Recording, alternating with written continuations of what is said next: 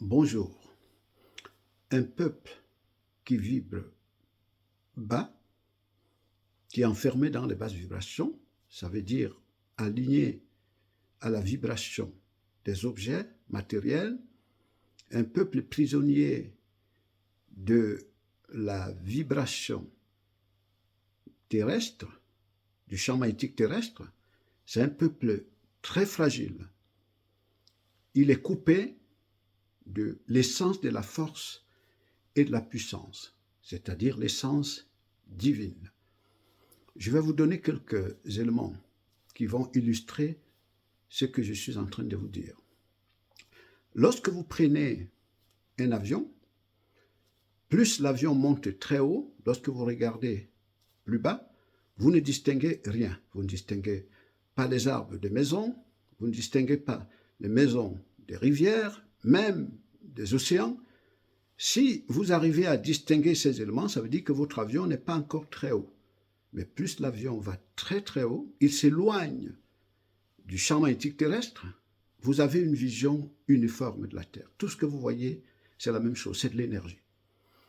Ce qui veut dire que plus vous vous éloignez de l'illusion matérielle, la vibration basse, vous prenez conscience de votre essence divine, vous rentrez dans votre potentiel, plus vous rentrez dans la pleine conscience de votre essence divine, vous vous découvrez dans le divin. Vous n'êtes pas séparé du principe divin qui est l'intelligence, qui est la mémoire de toute chose. À cette dimension-là, vous avez une vision réelle de la totalité cosmique. Vous comprenez que tout est énergie. N'est-ce pas? Voilà. Donc, lorsque les peuples vibrent bas, qu'est-ce qui se passe? Ces peuples sont dans l'illusion de la matière.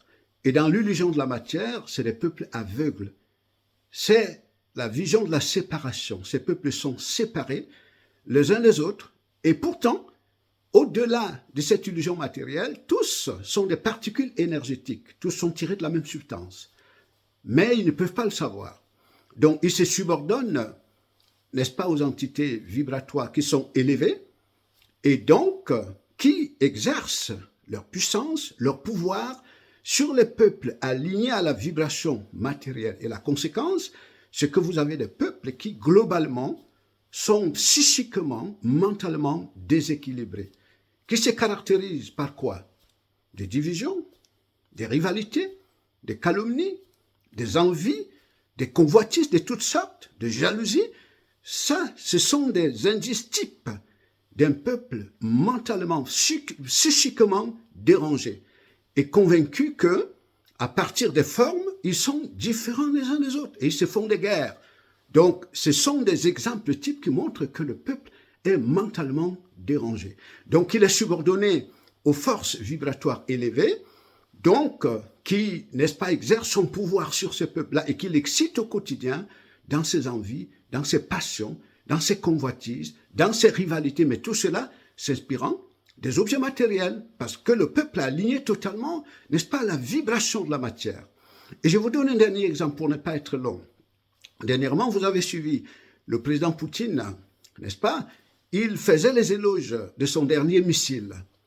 Et alors, qu'est-ce qu'il disait?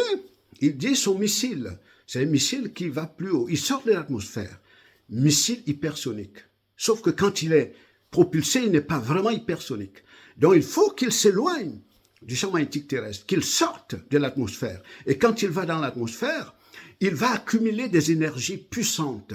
Et à sa descente, il rend toutes les technologies militaires plus bas obsolètes. Et il détruit tout sur le chemin.